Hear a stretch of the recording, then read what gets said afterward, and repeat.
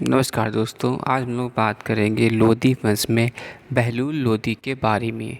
दोस्तों, बहलूल लोदी 1451 से 1479 ईस्वी में दिल्ली में प्रथम अफ़गान राज्य का संस्थापक था। वह अफ़गानिस्तान के गिलजाई कबीले की महत्वपूर्ण शाखा साहूकेल में पैदा हुआ था। 19 अप्रैल 1451 को बहलूल बहलूल शाह गाजी की उपाधि से दिल्ली के सिंहासन में बैठा। चूँकि वह लोदी कबीले का अग्रगामी था, इसलिए उसके द्वारा स्थापित वंश को लोदी वंश कहा जाता है। 1451 ईस्वी में जब सैयद वंश के अलाउद्दीन आलम शाह ने दिल्ली का तख्त छोड़ा, उस समय बहलूल लाहौर और सरहिंद का सूबेदार था।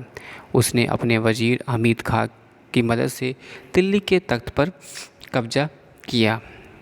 आगे बात करते हैं तो दोस्तों, बहलूल ने अपना ध्यान सुरक्षा पर केंद्रित किया, जिसके लिए उस समय पश्चिमोत्तर सीमा पर मंगोलों का खतरा था।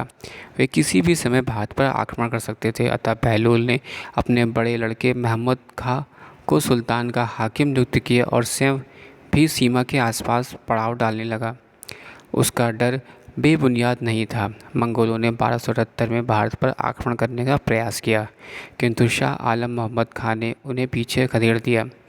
1485 ईस्वी में पुनः आक्रमण कर वे मुल्तान तक बढ़ आए और शहजादे पर हमला करके उसे मार डाला। सुल्तान के लिए, जो कि उसके बड़े बेटे से बहुत प्यार करता था और यह उम्मीद लगाए बैठा था कि वह उसका उत्तराधिकारी होगा, वह भीषण आघात हुआ। बहलूल की अवस्था उस समय 80 वर्ष हो चुकी थी और उसके पुत्र शोक से उसकी मृत्यु हो गई। आगे हम लोग इसकी बात करते हैं तो बहलूल अपने सरदारों को मनसद ए अली पुकार कहकर पुकारता था। बहलूल लोदी का राजत्व सिद्धांत समानता पर आधारित था। वह अफ़गान सरदारों को अपने समकक्ष मानता था। वह अपने सरदारों के खड़े रहने पर भी खुद खड़ा रहता था। बहलूल लोदी ने बहलूल सिक्कों का प्रचलन करवाया, जो अकबर के समय तक उत्तर भारत में विनिमय का प्रमुख साधन बना रहा। बहलूल लोदी धार्मिक रूप से सहिष्णु था।